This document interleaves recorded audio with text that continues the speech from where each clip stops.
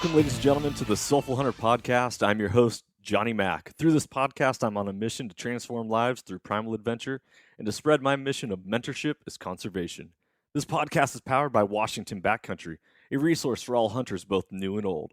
To find out more about Washington Backcountry, go to wabackcountry.com or search for Washington Backcountry on Instagram, Facebook, Twitter, and YouTube. The Soulful Hunter Podcast is also proudly presented by T&K Hunting Gear. If you haven't heard about T&K, then it's about time you do. I've been using T&K gear out in the field and on hunts and have fallen in love with their stuff. T&K is veteran-owned and 100% made in America using only American-made products. All their gear is covered under a lifetime warranty with no questions asked. If it breaks or fails, they will fix it or replace it for free. T&K is your resource for bino harnesses, bow slings, and a lot more amazing gear. For more information about T&K Hunting Gear, go to tnkhunting.com or search for them on Facebook and Instagram. I hope you guys enjoy this episode. Freedom on and stay soulful. The Soulful Hunter Podcast is also proudly presented by the Crazy Elk Company. Based out of the state of Washington with products made in America, they are providing solutions with gear to problems you didn't even know you had. Their tag wallet is one of those solutions, and I had the pleasure of using it on all of my hunts this last year, and it is now a mainstay in my kill kit. The tag wallet is a water-resistant zippered pouch that comes with its own reusable zip ties to safely and securely store your notch tag for quick and easy access. For more information, go to crazyelkcompany.com and use the code SOULFUL with a capital S to save 20% at checkout. Be blessed, everyone, and as always, stay soulful. Ladies and gentlemen, welcome back to another episode of the Soulful Hunter Podcast. Tonight, I am joined by the legend, the man of mystery, the one and only Tyler Kath of T&K Hunting. And this is an episode I have been just dying to get my hands on because, well, Tyler, you are creating your own cult following within the hunting world and within America with everything that T&K is putting out and producing, and your stance for freedom and American-made products and everything American-made, not only made in America, but with American products. And that's something you don't find very often. So, Tyler, dude, thank you so much for joining me on this episode, man. Well, I appreciate you having me on, man. Oh, my pleasure. Okay, so T&K sponsors the podcast. We've been throwing the name T&K around for a long time. We've been using your products in the field, been enjoying them. And just like everything in life, there's always room for improvement. There's the story behind it. We want to dive into everything, whether people are familiar with T&K hunting gear or they're not, or if they've heard your story before. We're going to give them a little backlog, and then we're going to dive into more of the now and the future. So, Tyler, give us a little background on who you are, where you're from, like the history of why you started T&K hunting gear, and then we'll go from there. Yeah. So I'm born and raised in South Dakota. I grew up doing a lot of bird hunting and stuff like that, and served 4 years in the Marine Corps, did 2 deployments to Afghanistan. And I had a stint over in Afghanistan where I was actually private military contracting, and that's where I kind of came up with the idea of making gear, because I was following a tactical gear company, and I had this great idea that, hey, when I get done with contracting overseas, I'm going to make a bunch of money, and then I'm going to come back and be my own business, start my own business. And from there, that's kind of where, my interest kind of got into soft goods as far as nylons and stuff like that we're talking about. And, I got back from being overseas, and I had a bunch of soft goods. I had a bunch of Kadura webbings, and I tried teaching myself how to sew, which I failed pretty miserably, but I learned later on again how to sew. So, that just kind of, that was a good, I guess looking back in my life, that was kind of a good lesson that, don't give up on something because you fail at it initially, because, you might just need to revisit it, later in the future and kind of see how you do with it. But so that kind of fell through, though, because I didn't really know what I was doing. And, I became a police officer here in Rapid City, South Dakota. I was a police officer here for 5 years. Did a stint in college for aeronautical science, so I do have my private pilot license as well. So I do those are kind of my hobbies too. I've been so busy with the business that I haven't been able to do a lot of things that I enjoy doing, like going out and flying and stuff like that. But so, kind of bringing it up to how T&K started, and it's pretty random as far as how the whole thing kind of really got started. Um, Initially, I was working as a police officer, and I thought one day I just had this crazy thought. I was like, I should just make my own gear. I mean, it was literally that random. It was just out of the blue. Had no really, I don't even know. I can't even remember how I even got there, but I just randomly thought I was gonna do it. So I went home and I started designing this upland vest, and it was like a mix between like a plate carrier and an upland vest. It was just it was like the weirdest, goofiest idea that failed miserably. It did not go. I mean, but it got us on the map, and it got my brain thinking and my head into the kind of business realm of manufacturing and designing soft goods and all that good stuff. So I initially I made this vest, and I made a Facebook page and all this stuff. I went to my dad one day in the living room, and he was just, we're just kind of messing around. I said, you know what, let's start a business, me and you together. And he just laughs. He's like, what are you talking about? I said, well, yeah, we'll start it. And you know what I'm thinking? Just T&K, Tyler and Keith. I said, keep it simple. I said, our logo is going to be just old school. It's not going to be anything like new generation like what you're seeing now. And that's when we explain our logo, because people are like, it's just like it's so what you don't see these days. You know what I mean? It's one of those things where a lot of stuff is very like, I don't know, very technology driven these days. And we talk about designing logos and art, and it's like people do that as a career. And for me, I just made this logo on Paint Shop one day, dude, and it looks like it too. And you know what? People are like, well, you're just your logo, and when we initially first started, people were always talking about our logo. They're like, it's just like, eh. And I was like, you know what though? I said that our logo represents who we are. We're just kind of that old school family type business that is really born on making a good, durable product that is you're just going to be able to beat the crap out of. Good customer service.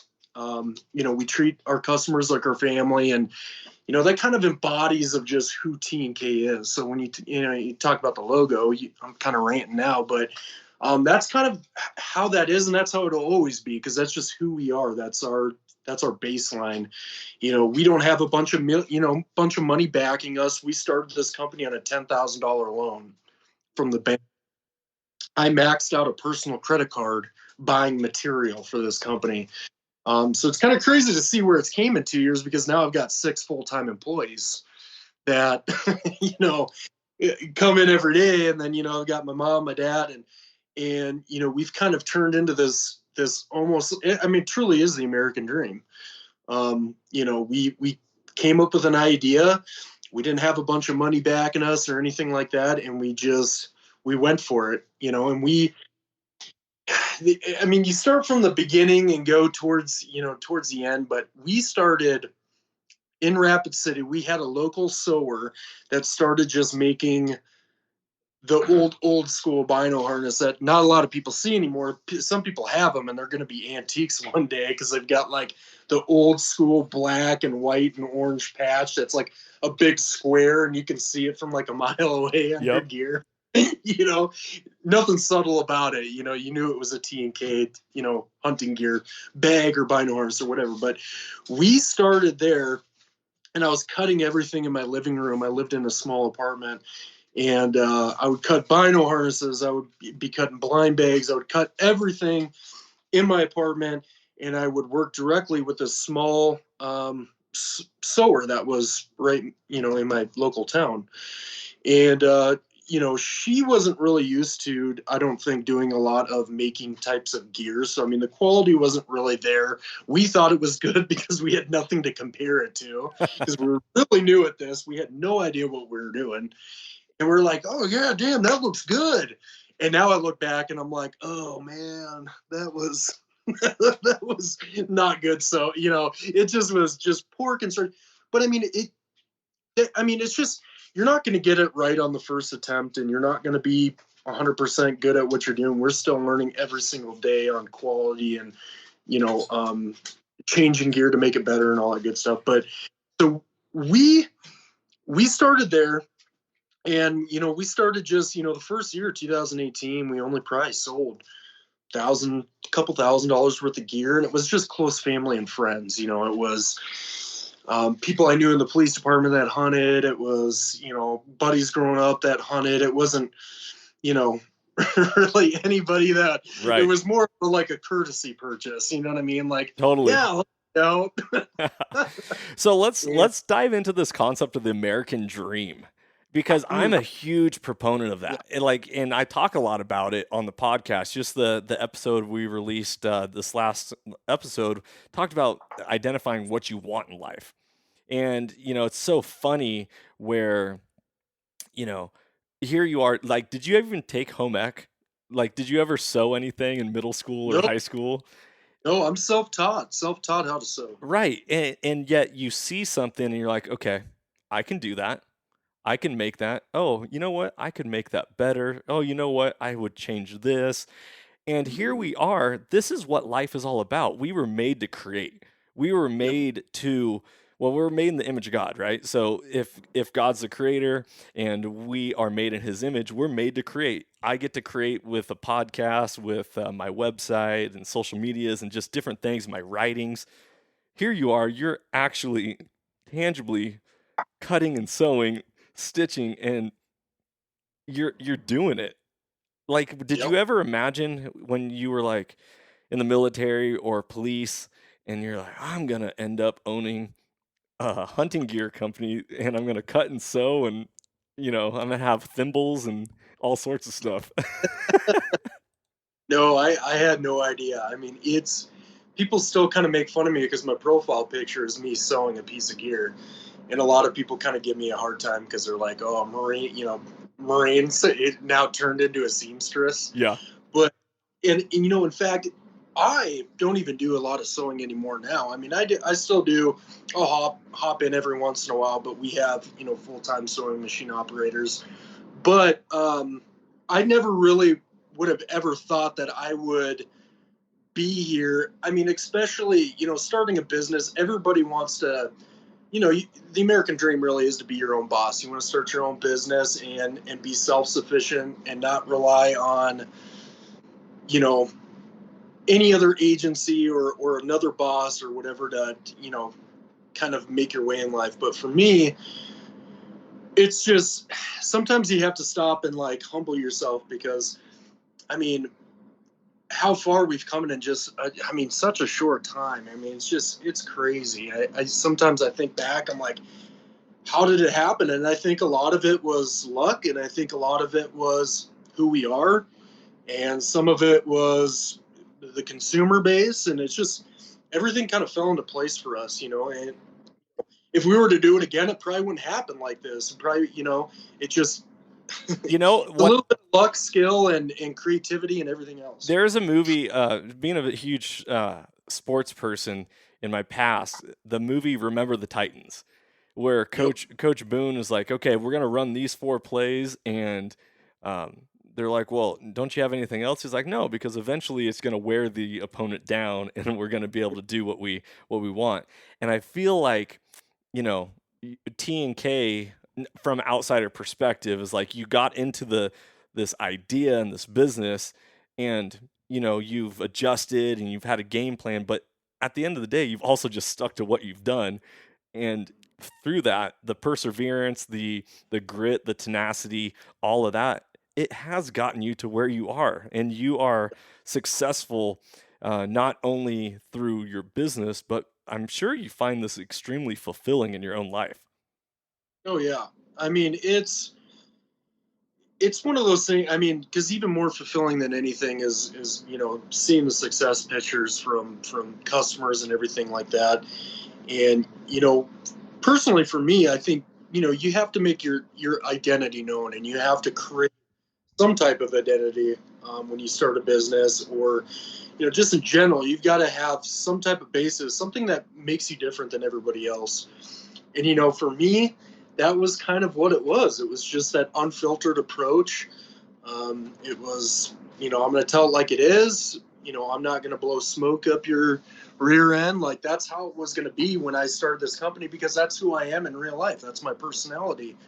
And I wanted, something to be refreshing, because I think, we get into a lot of, you could talk about political correctness. We could go down that path. That's a whole new thing. But I think people appreciate just the realism of it, and not everybody probably appreciates me or how I talk or how I act or whatever. And I get that, but there's definitely people that appreciate what we're doing.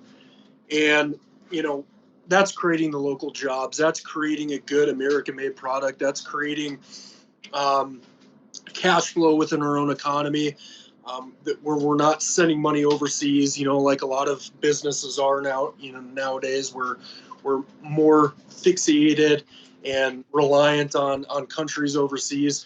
So it may not just be all my personality, but that's how it's really been. Is that we've taken that persona of Made in the USA, but really have made it a big deal, because Made in the USA is a big deal. Yes. And I want people to know it's a big deal.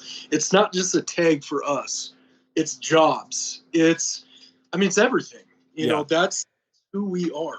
Obviously you sponsored the podcast, but I'm a big fan of following you on social media, and you're like, hey, if some guy's like, dude, this much money for a bino harness, you're like, well, yeah, because I'm also supporting this family and providing money and food on their table, and I'm,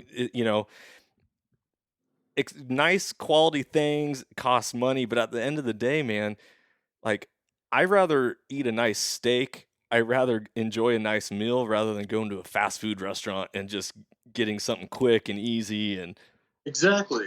Like, if I go to the even a grocery store or a meat market, I get prime beef. That's what I do. I enjoy good steak with good marbling that tastes good when I take it off the smoker. I don't want select. Is select, 15 pounds cheaper per pound? Yeah, but I don't want it, because it's not as good. yeah, And so, but I mean, when you talk about prices and you talk about manufacturing, I mean, it's always good to bring up, especially when I'm doing a podcast, that we pay our employees a good livable wage. We don't pay 10, 12 bucks an hour. They make a good livable wage because I respect the craft. And I wish more people respected people's crafts, because I think a lot of people just take things for granted, because they just think it gets popped out, because, again, we become so reliant on overseas manufacturing that it's true. I mean, I did a comparison one time of what overseas manufacturing. I looked at USD, what we pay our seamstresses, what they pay theirs, and it's astronomical. It's almost like it's criminal what they pay these people to make products. Like, it is almost criminal. And and then you get to the point to where it's like, well, no duh, I can't compete with that, because I'm not paying people $3 an hour. I gotta jump in. I gotta jump in here real quick, because I think hunters, they will understand this, and I think this is something that is really important to get, and the message to share with people. Hunters are always constantly fighting this battle with non-hunters, or maybe even anti-hunters, being like, you have this disconnect from the food that you're eating and where it came from. And there's this constant disconnect. It's like, you will put food in your mouth nonstop, and you won't even think about who touched it, where it came from, what it was eating, all this stuff. But yet you're a hunter, and you do that. I'm not going to speak for all hunters, because everyone's an individual, but the point is, like, a majority of hunters hunt because they want to know the process. They want to be connected. They want to see it from the start to the finish. And they're like, that means something to me. But yet you have all these people complaining or leaving negative comments on your social media because I'm following you all the time and I see this and it's like, dude, this guy is seeing it through from the start to the finish because he wants to and he cares and he knows what the value is of something, right? And, Mhm. and I feel like those parallel so much and people just completely forget about it, man. Why, They do. and yeah, shopping at Amazon is extremely convenient, but Mhm. if I have a local sporting goods store, I'd way rather go touch things, feel things, create conversation, and just jive with people and really invest my money into that. And that's what you are. You are, once again, going back to the American dream, you are living out the what being American is truly all about.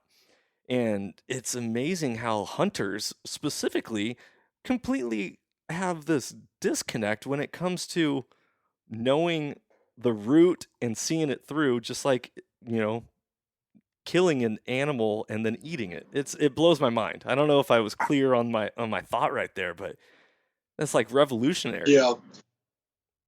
Well, and it's kind of the same thing that, kind of bouncing off of that and kind of not, I had a guy comment on one of our posts the other day, and he said, "You know what? Buying from T&K is so much more than that specific piece of gear." And because I mean, kind of going back to what you're saying, and I think what you're maybe trying to get at, I don't know, is it's it's I mean it's people want to see the story. You know what I mean? Like I for me, when I see like an animal killed, I want to know the story. Like, what the hell happened? Like, I want to know the story. And so, like, for me, making that gear, I think a lot of people buy from us because they want to see that story. They want to see how, kind of really just, it's kind of hard to explain, but I get, you know what I'm Dude, I, saying? I Like, I totally get it. So here's another like something that happened yesterday yeah, is yeah, you want to know the story. You want to know that there's value and meaning and passion and purpose behind it. So like, we're not just cold-hearted killers that just love killing no, animals. I pulled out of my I live in the county, rural, but a little small, like 8 home development, and I pulled out onto to the county road, and I don't live like close to any beaver ponds, relatively close, and yet there was two beavers that got hit by a car like right out in front of my house, and I was like, "What the heck?" It hurts to see that these animals died. I also wanted to know the story. I'm like, dude, why were yeah, they here? What brought them here? Like that is a part of what makes it so special. That yeah. being able to connect, and that's another cool thing that sets you guys apart is you respond. How many times have I written to, you know, some type of gear company and been like, "Hey, can you help me with this or I have a question on this or sizing or blah blah blah, whatever." And no one even responds, man. It's like, what's the point of having social media or having a contact us page or having, you know, whatever? And you know, that is what sets you guys apart. It's so cool. Well, yeah, and I mean, kind of piggybacking off of that, I mean, I'm very involved on a lot of social media hunting groups on Facebook and stuff like that. And I hope people see that because as an owner, I'm very, very involved. I give my personal phone number out there. I respond to emails in a timely manner. I respond to Instagram messages, and you're talking to the owner. I could very well pay somebody to do that and just push it to the side. I don't need to do that, and there's a million other things I could probably be doing, but I do it because I enjoy doing it, and it gives that connection, that the connection with the customer, that family business, customer service, and you just don't see that anymore. And I try to tell people all the time, and I like there's a page, Backcountry Hunters and Gear, that's on Facebook, and I'm constantly always on there, and people are tagging me, and I'm responding. I mean, people be like, "Hey, I'm looking for leg gators," and I'm like on there as a company owner, telling them what we have to offer. No other companies are doing that. No other, there's companies way smaller than me that don't do that. But I hope at some point, and I think some people do appreciate it, But I think a lot of people I don't know, maybe don't appreciate it. But that's something that I do because you just don't see it anymore. It's non-existent, Totally. you know. Totally. And for me, that's super important, especially when you're connecting. Because, like I said, from buying from us is so much more than the gear. Yeah, we're going to provide you a good product, but we're also going to take care of you. You know what I mean? Like, you can buy a competitor's that's 20, 30, $40 cheaper. Go ahead. But when that breaks or when you have a problem, good luck. So you're paying that extra 30, $40 for something that you're not going to get anywhere else. And Right. that's what I try to tell people, but that's part of the education, because some people don't get it, until you tell it to them, and then they're like, oh yeah, that makes sense. Oh yeah.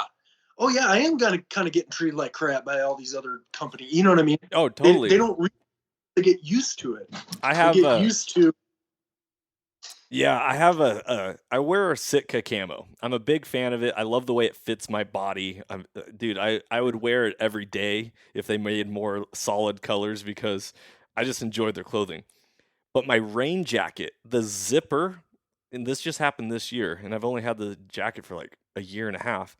I don't know what happened. It just straight got cut in half. So now I have a rain jacket that has a pocket that fills up with water every time it rains because I can't zip it closed.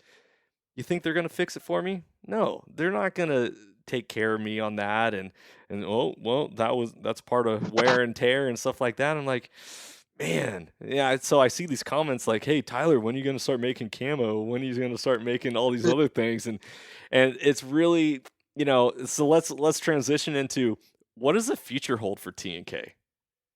So the future is very bright, of course, but we're always innovating. We're always thinking about new ideas, and I made a social media post just the other day, kind of going over a few of the new things that we're kind of coming out with. So we're starting to kind of do some grid fleece base layers, some long johns and stuff like that. So a little bit of rain gear. So we're slowly kind of getting into that formality because we are lucky enough that we have some sewing machine operators that have experience making jackets, pants, and warming layers and stuff like that. So we are pretty privileged, but we're just kind of just now starting to grow the machinery because we're up to five sewing machines. We got a serger machine for fleece, but we're going to be doing a lot of you're going to kind of see us kind of delving into some non-conventional stuff that most gear companies don't do. But I mean, we've got all kinds of add-ons for the bino harness. We got rifle cases, shotgun cases. We've got geez. I actually have your list pulled up right here. It says Oh for yeah, there you go. 2020, it says forward opening rangefinder pouch, which that Yep. is interesting. That makes sense. Phone pouch, ammo shingles. Are those like the little two round like Velcro things you stick on the side of your stock? You can, but they're going to be a lot better than that. So you're going to be able to put a good amount of rounds on them, but it's going to be MOLLE compatible. So you can put it onto the side of your bino harness.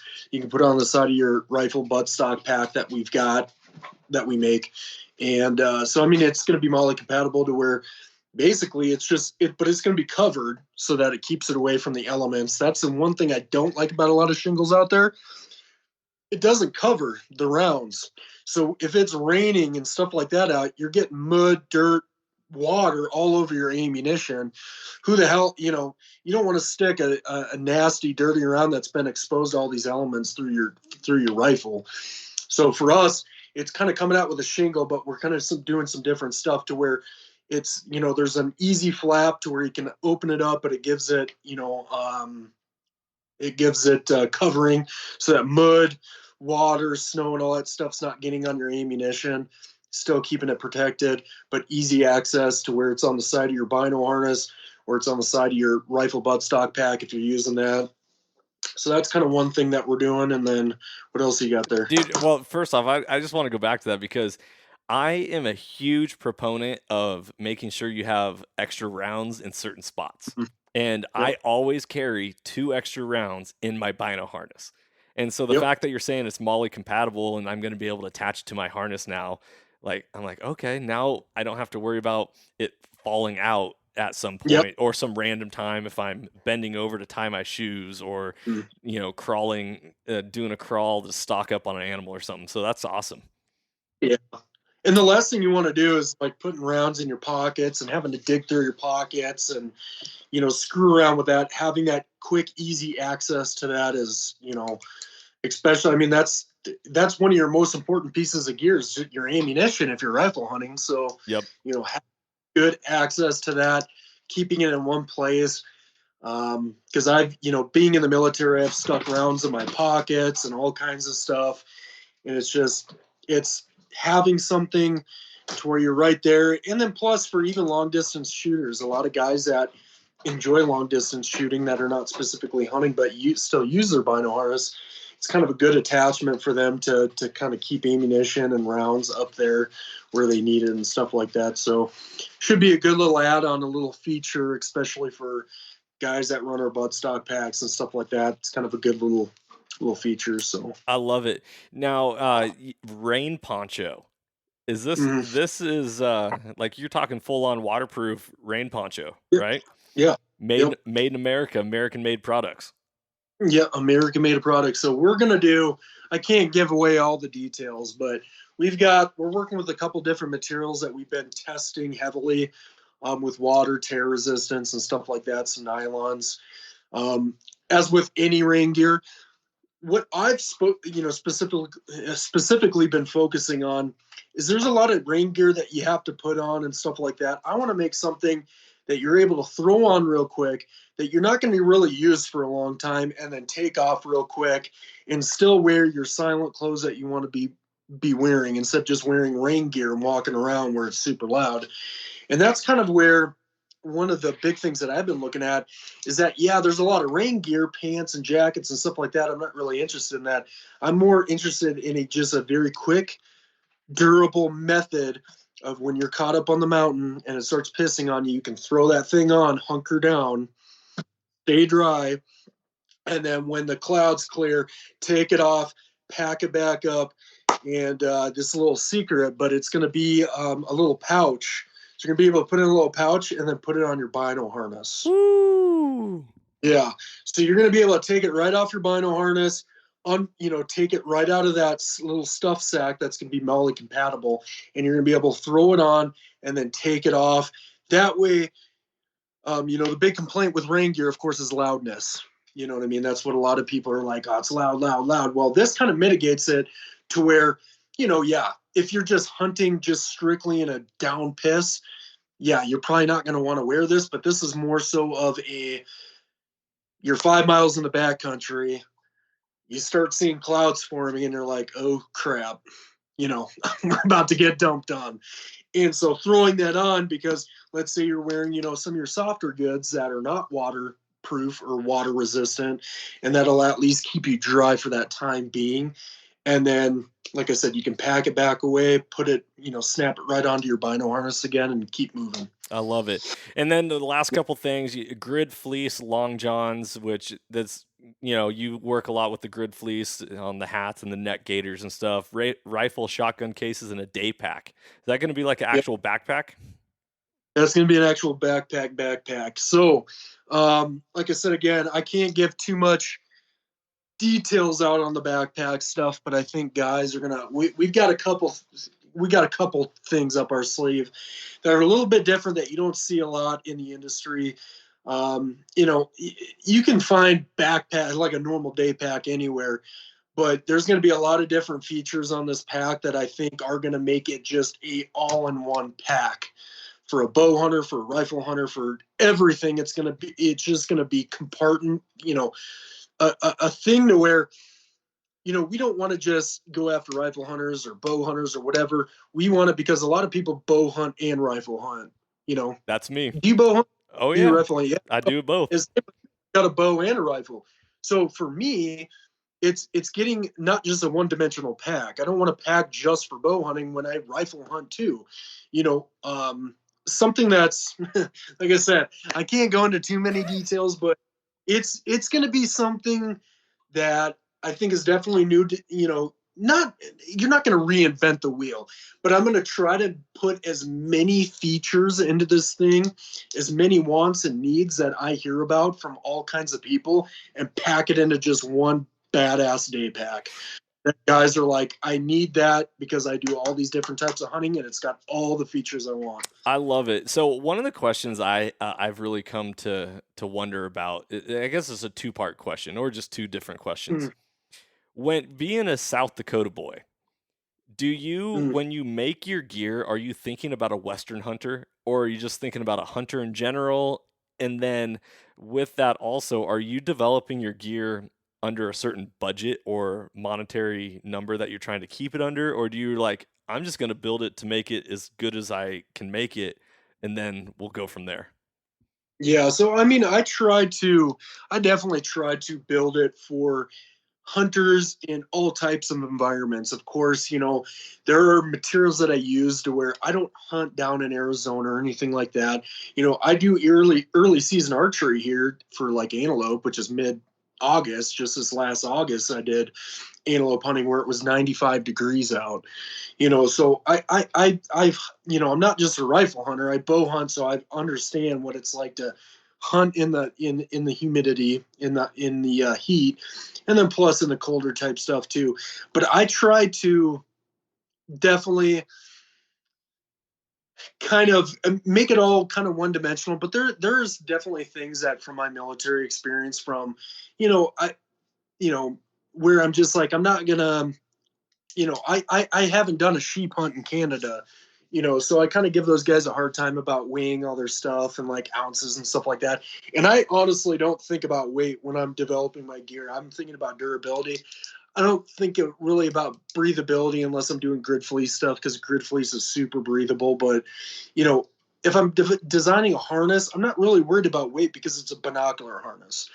If you're making a big pack that's like, of course you don't want something that's like 50 pounds. I get that when it comes down to that stuff. But a lot of the smaller stuff, like the gators and stuff, I don't worry about, because gators for me, you want something, you're not really worried about, in my honest opinion, worried about weight. It's more worried about keeping your boots dry, keeping weeds out of your boots, and all that stuff. You know what I mean? And holding up and being durable. And I think a lot of people, um, and I try to educate on the materials and stuff like that. But going into the price thing, I don't look at a price as, I don't look at, okay, this is our cap. I don't do that, because that's where my mind, I can't innovate at that point. I can't, really truly build something that I want to build. I'm going to always build the best thing that I can possibly build and think about price at the end point. But I think people understand, as us as a company, that we don't budget build. We're not building for budget hunters. We're not. That's not our demographic. That's never who we're going to be. We're never going to appeal to an audience that goes to a big box store and gets gear for a third of our price of our gear.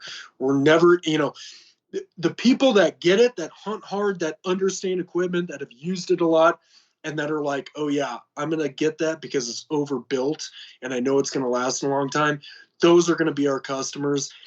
And you have to really, as a company, figure out what your demographic is. There's a lot of companies out there that they cater to lightweight hunting, so that's what they do. Or they counter to the budget hunter. That's what they do. For me, I know my place within the industry, and it's American made, good quality products that are gonna be expensive, but they're gonna be worth it. I And love it. so, and that's just who we are, and I'm never gonna budge from that. And I think more and more people are understanding that, because when you get a piece of gear from us, I mean, guys, like look at the belts. Good luck destroying that belt. Like, I good luck. I wish I had two of Good luck. them because I love it.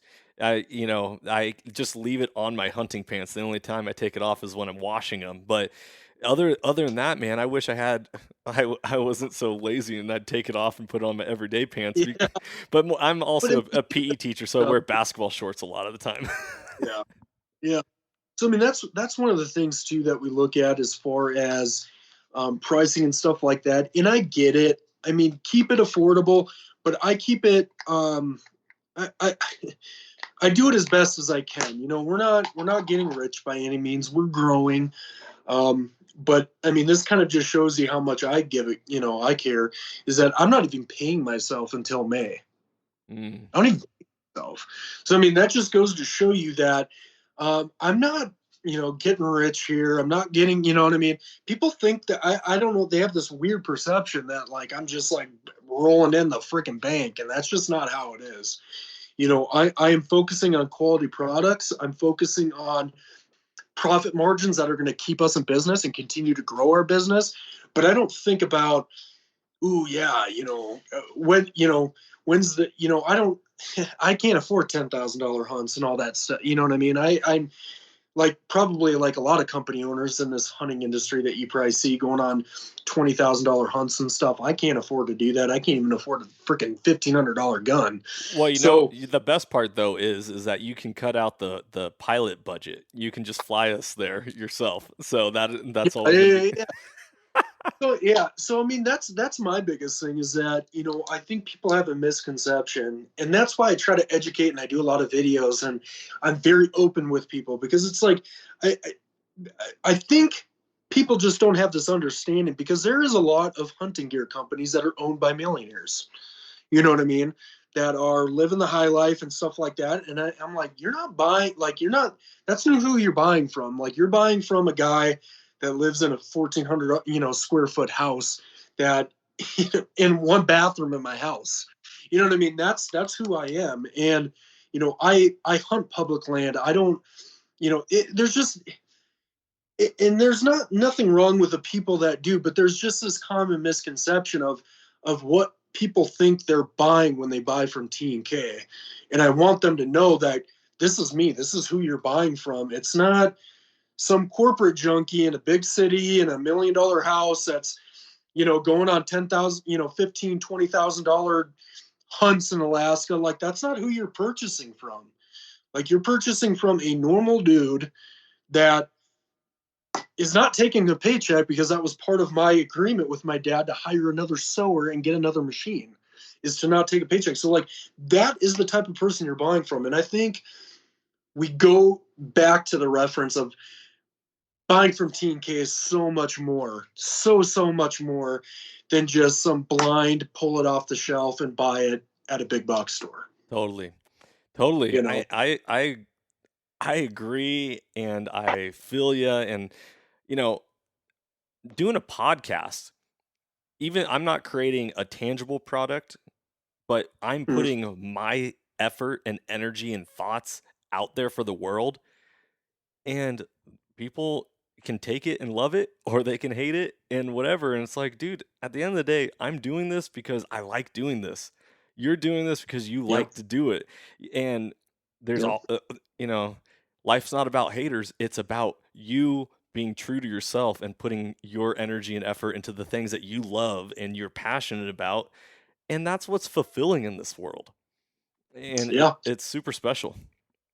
Yeah, no, I completely agree. Like with your platform, I mean, I'm getting better because the bigger we get, we're definitely. I get messages all the time from guys when they just heard about me when I first started out, and they're like, "Dude, I live in Utah. I was running into guys with your bow sling up on the mountain." And it's just like they're like, "I'm seeing your stuff everywhere and your logo everywhere. People are talking about it on forums." And the bigger I get, the more criticism I get as well. The more I get of people that um, are pissed off at me. I got some people that I tell you what, if I told them that the sky was blue, they would say it's pink because they just don't want to agree with me and they don't ever want to be on my side. And I think, like, kind of piggybacking on what you were saying with your podcast, is that you're going to get those people that, they're going to ridicule you, they're going to mock you, or they're going to say, you don't know this, you don't know that, or I don't agree with you on this. And I'm learning more and more to take it with stride because you got to have, my skin just continues to get thicker because there's some guys on there that, I mean, just on forums and everything that just rip us apart, just absolutely tear us apart. And I don't even go to forums anymore. I don't read comments. I hardly ever, when I post, I try to reply to people's comments, but I hardly even read comments anymore because I know there's just going to be some in there that are just going to boil my, just make my skin crawl. And for me, I need to know that it's going to happen. I'm going to have those people that do that don't, want to see me fail or whatever, you know what I mean? And I can't listen to them. And for the people that want to make, gear better for me, I'm always, people think that I just think that my gear's perfect, and no, it's not. I mean, Johnny, you've talked to me personally where, part of my motivation of making new harness was like guys like you. So I'm like, I'm not deaf ears here, and I'm not telling you to go pound sand. When you told me, hey, those buckles are too big, I had other people telling me buckles are too big, and I said, you know what? I'm going to go to a 1-inch buckle. And my dad, I tooth and nail fought. He fought for that 1.5-inch buckle. I said, no. I said, the consumer is saying 1 inch. I said, it doesn't matter what we think. It matters what the consumer thinks. And so a lot of companies don't give a shit what you think. We're us. We care. Yeah. Like, we care. When people say, bad things about us or our gear, like, I take it personally because I take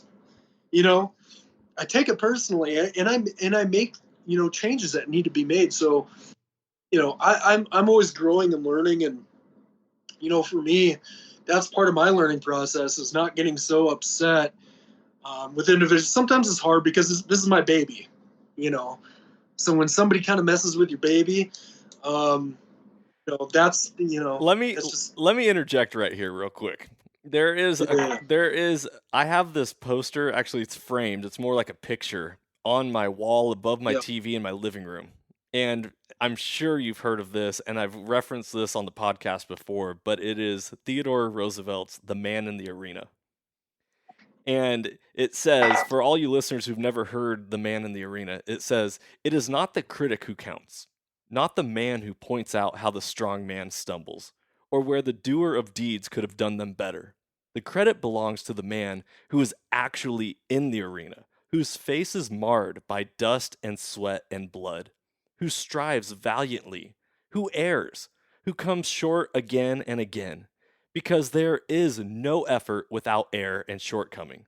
But who does actually strive to do the deeds, who knows great enthusiasms, the great devotions, who spends himself in a worthy cause, who at the best knows in the end triumph of high achievement, and who at the worst, if he fails, at least he fails while daring greatly, so that his place shall never be with those cold and timid souls who neither know victory nor defeat.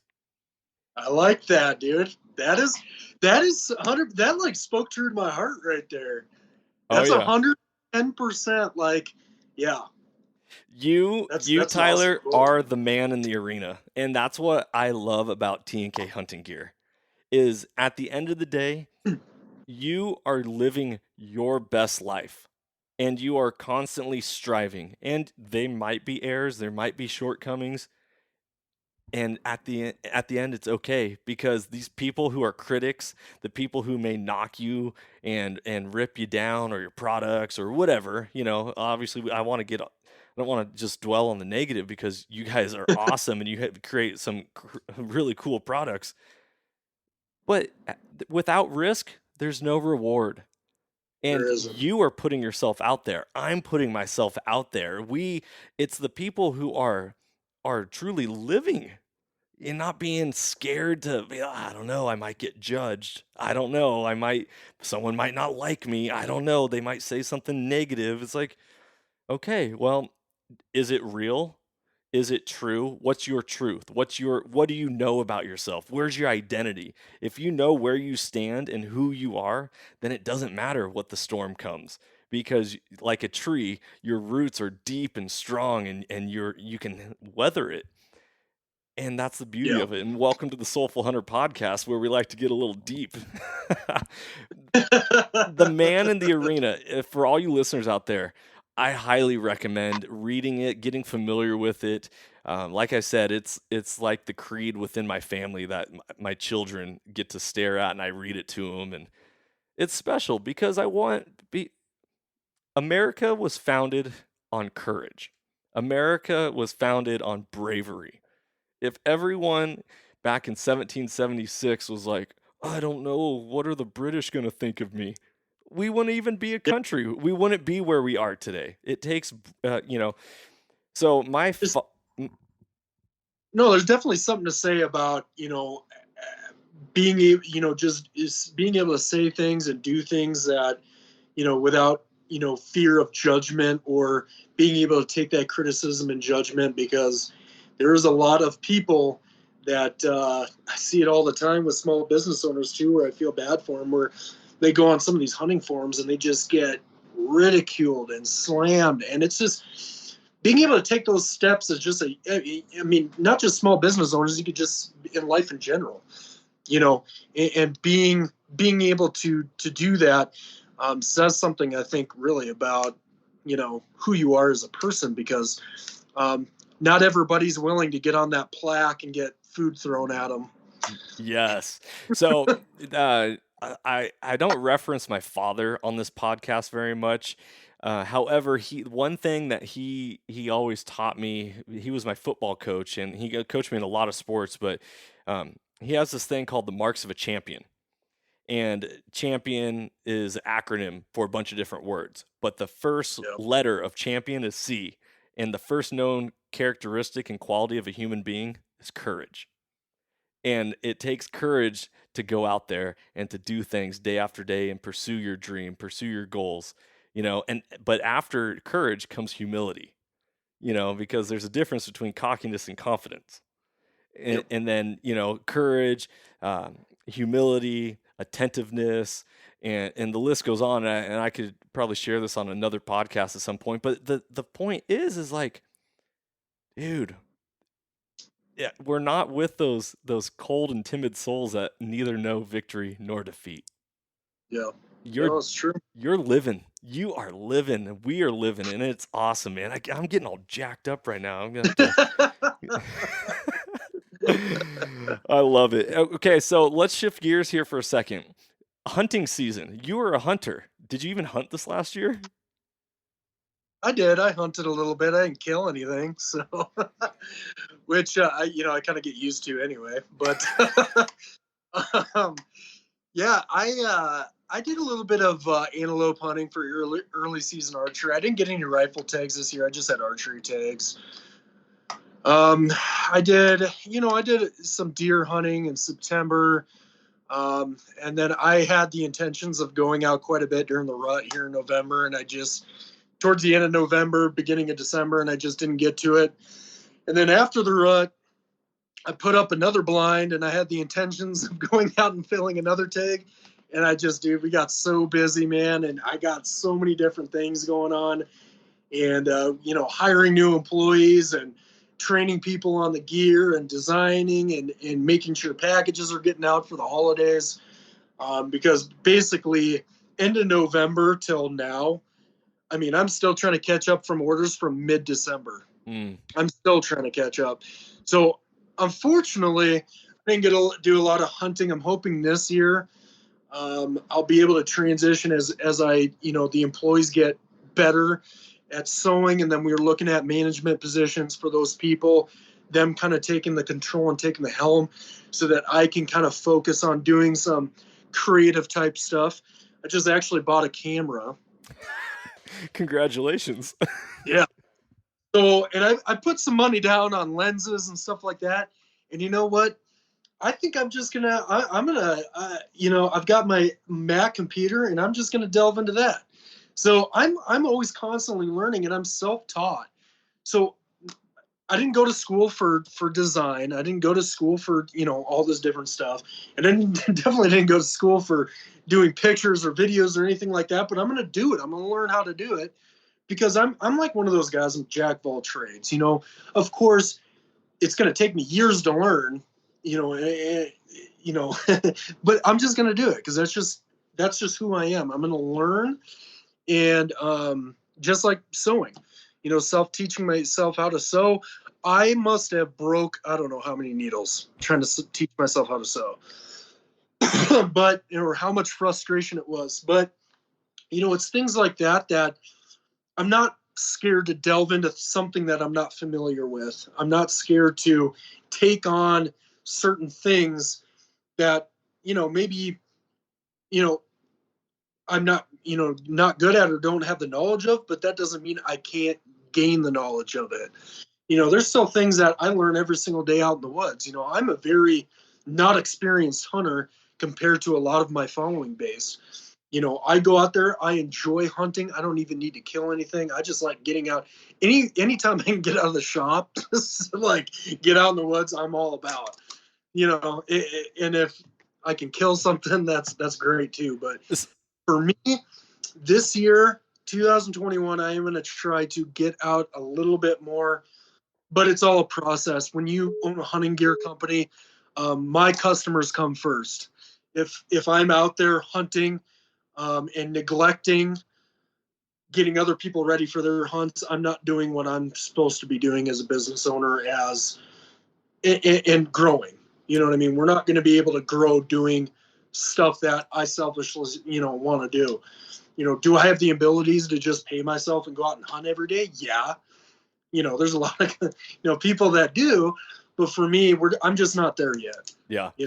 So let's wrap this up, but I want to ask yep. you probably one of the biggest and most important questions to me personally is the Soulful Hunter is all about transforming lives through primal adventure. So here you are you did 2 tours overseas, you've been a police officer. I'm sure you've seen quite a bit of stuff.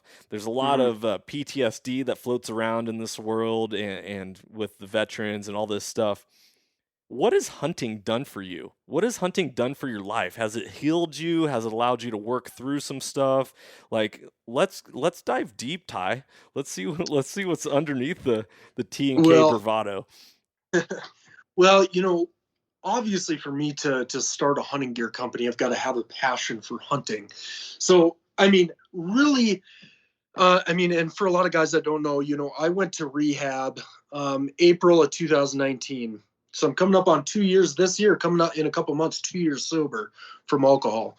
So I am a recovering alcoholic. I'll always be an alcoholic. So I've been diagnosed with PTSD. I've got TBI,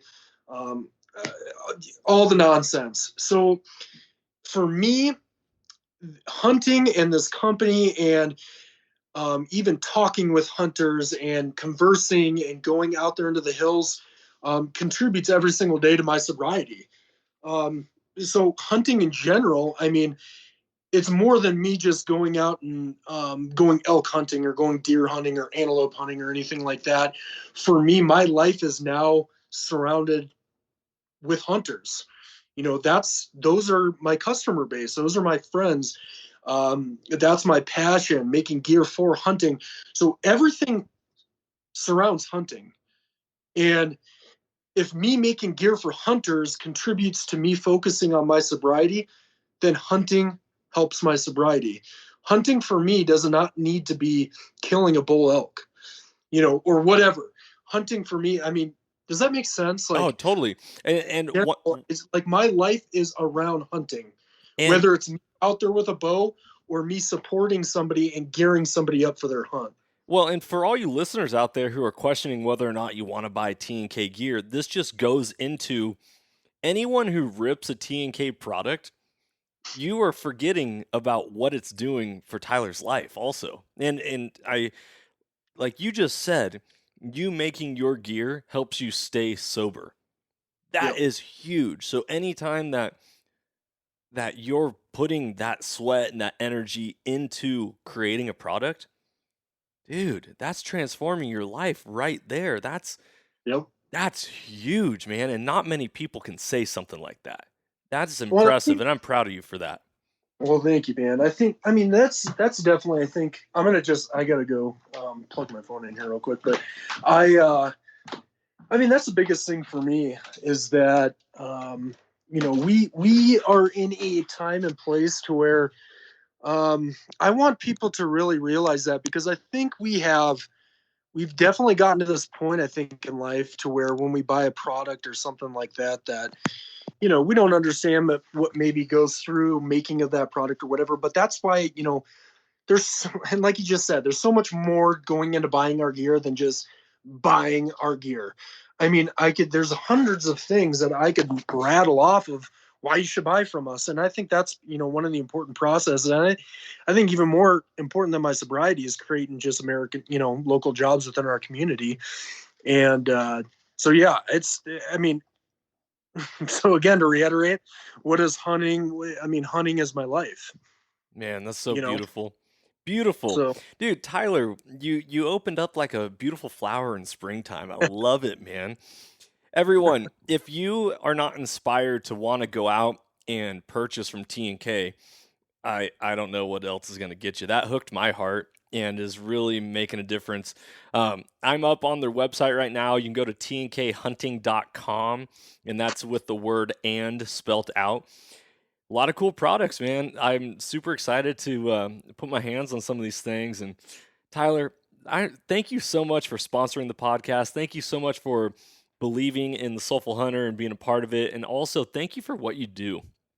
Thank you for showing up each and every day and each and every moment and staying true to yourself, because if you're not true to yourself, you're not living in a real world. And that's huge. So I appreciate it. Let all the listeners know where they can find you. Obviously, I just dropped your website, but where else can they follow along on the T&K story? yeah, so I mean, we're on social media, of course, all platforms. We're on Instagram, we're on um, Facebook, and then we're also going to be starting to grow our YouTube channel now too, because I'm going to start doing some docu series and stuff like that, kind of going over who we are, going over employees and how we manufacture gear and gear testing and all kinds of stuff. So the YouTube platform too, we're gonna, I haven't really focused on that too much over the past couple of years, but now I'm gonna really start focusing on it as far as doing videos and kind of that type of stuff. So um, that's where you can find us. And I'm pretty active on social media. Got any questions or anything like that, you can always reach out to us, or contact us on the website, or give me a call. I've got my phone number pretty much everywhere. So, other than that, I appreciate you having me on, man, and appreciate what you do for hunting and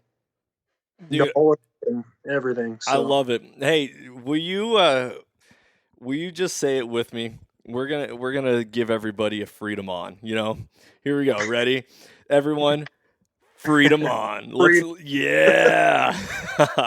All right, everybody. Make sure to go check out T&K Hunting Gear. I hope you guys really enjoyed this episode. This is a special one, near and dear to my heart. Tyler and what he does is more than just the product that you have in hand. And I truly believe it, stand behind it.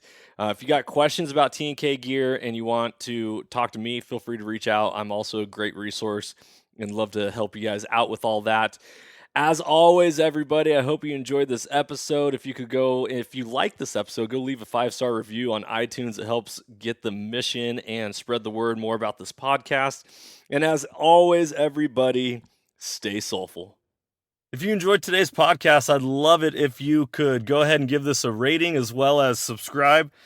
Also, you can check us out on Instagram under the Soulful Hunter Podcast. Make sure to tag us in pictures and posts and use the hashtag Soulful Hunter.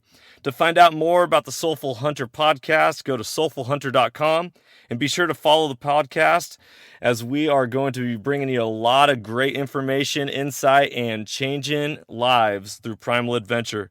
I look forward to connecting with you on the next episode. Stay tuned and stay soulful.